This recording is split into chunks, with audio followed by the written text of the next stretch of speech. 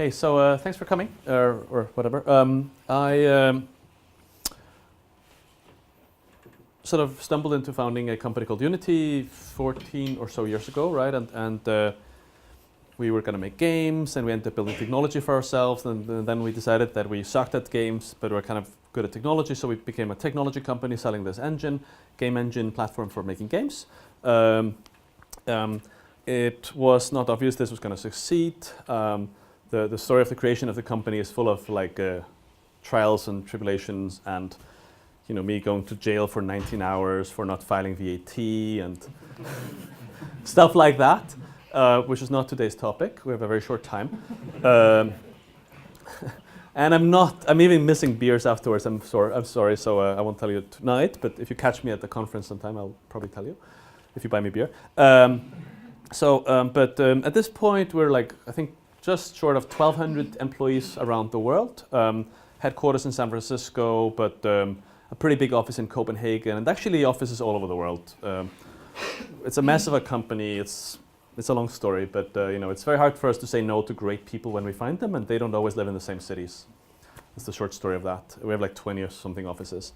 As mentioned, something like a third of mobile games are made with Unity today, which when downloaded 2 point something billion times per month, end up basically touching most phones in the world.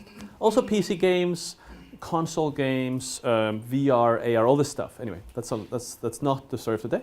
1 point something million developers use the software on a regular basis to build stuff.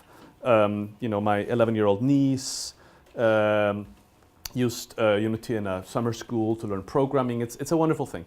But again, that's not the topic of today. So focus, yeah? So today I'm only going to talk about one thing, which is the sort of the strange history of our high growth. And you mostly heard about this idea of the blue ocean, the mythical blue ocean, which is like this product profile that you create to fit into a market that is not addressed by somebody else. It's not necessarily like a completely new product category, but a category may have expensive but complicated products, and you come with a cheap and simple product. And the book Blue Ocean Strategy, which is actually pretty good, unlike most business books, has a nice way of visualizing this in a kind of graphical manner. It's actually, I think it's a useful framework. But the blue oceans are mythical because, of course, they don't exist, because there's a lot of smart people in the world and they build products all the fucking time, and they won't let something go like that. So the best you can really achieve, defined by somebody else, I try never to not use source ideas, but I can't remember who came up with this idea, said, the best you can hope for is a blue puddle, something new, and then you sort of grow with it. And if you find an area that is going to have high double-digit growth for a number of years, you can go from very small to quite big. And eventually, hopefully, you're in a red ocean, but you are the shark or the pirate or whatever. So this is sort of maybe the story of Unity. So, we're in the basement, we're building this game technology for ourselves, and it was a Mac-based technology, which the game industry did not have any of. So, I've later analyzed that we probably had a total addressable market of 200 people when we launched 1.0. It may have been 300, but that was about it. So of course that is not a good idea. But we were not really clever enough for that. We didn't go to courses like this. In fact, nobody was teaching us anything. The developer, the startup ecosystem, was extremely weak back in 2003 here in Denmark, as most places. But the product, we tried to raise capital, we tried to do all these things, but we failed at that. So instead we did the only one thing that we sort of knew how to do, which was to develop and support the few customers that were stupid enough to adopt our stuff.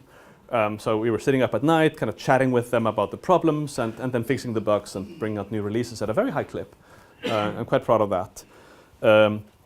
And this went on for a few years, and then we stumbled around. We tried to do a web thing, it didn't really work. We tried to do some Nintendo Wii thing, it didn't really work. We were sort of stumbling around, and for various reasons these were all kind of difficult markets to enter.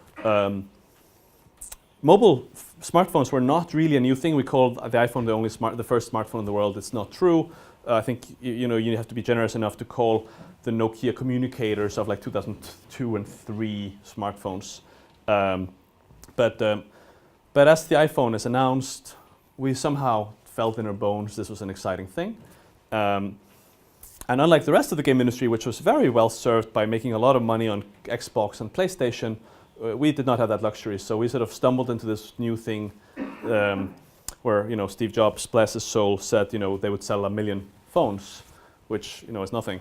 And they sold a lot more. But so we stumbled into this. Actually, we dove right in with pretty high energy, and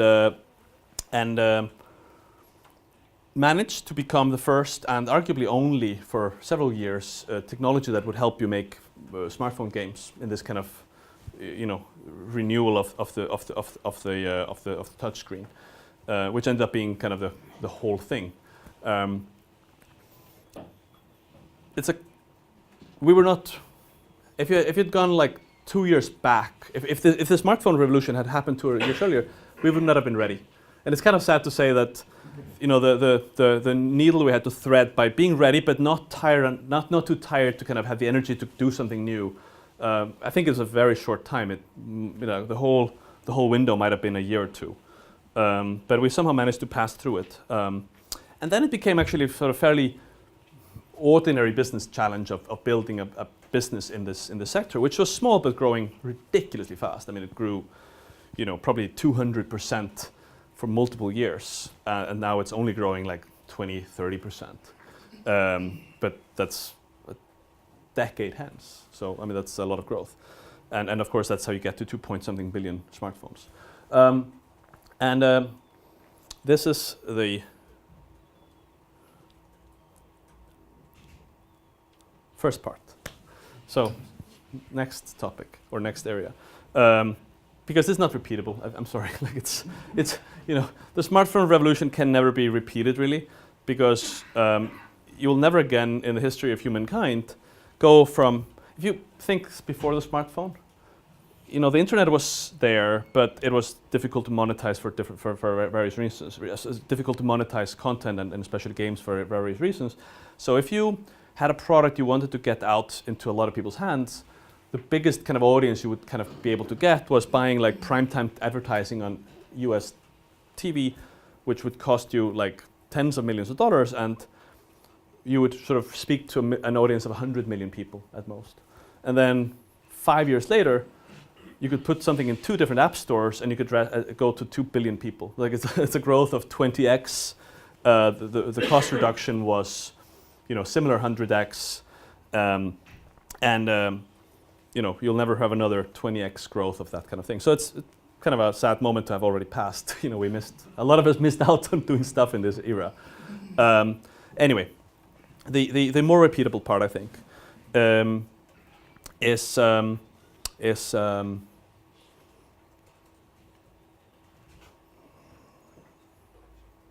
search for. How to say this? The search for a working business model. So, as the iPhone revolution, yes, please. 5 minutes, okay. As the iPhone revolution was starting, we decided to raise venture capital, and we met some amazing people. It's all on record, but I won't go into it here. From Silicon Valley, and we got money from, I think, the best venture capital firm in the world called Sequoia Capital. And until then, we were very naive. We were kind of in different Copenhagen basements and later sort of, shared office spaces, and then some backyard in Fredericksburg. And we had read some blogs and stuff, but I moved to Silicon Valley or San Francisco in the summer of '09 and starting sort of getting this kind of the Silicon Valley playbook hammered into me every day. So the Silicon Valley playbook, has a number of interlocking elements, and basically we were able to take the Silicon Valley playbook to our industry, the game industry, the game technology industry, which is a very small industry historically, handful of not very powerful companies, very small exits, very little value created really, and and go to freemium, which is kind of an innovation for that industry, to learn to build a real platform of the developers, basically taking the over 1 million developers active on our platform and turning around and finding different ways of partnering with other companies to market to them, to bring them to new platforms, etc. And finally, realizing that even that was not going to be a really scalable business, to go and acquire a wonderful ad tech company in Finland, and basically tell these developers, listen, we're not going to force anything on you, but now built into the engine there'll be an ad platform, which has enabled us to really kind of keep growing the business from selling $200 licenses to students, which was a bit of a racket, but made us pay the bills for a few years, to being able to offer the software for free to most people, monetize the bigger companies, and then really kind of building a network business encompassing 2.4 billion smartphones, etc., etc.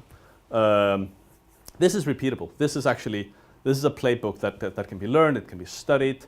It's extremely well documented, and it's something I think we can take to most of our areas. So with that, I think we should give it over to Asbjørn, who is actually using my software to do really cool stuff and also making money from, well, he'll tell you exactly how he does that, and then hopefully a panel afterwards. Is that how it is? Thank you. Thank you.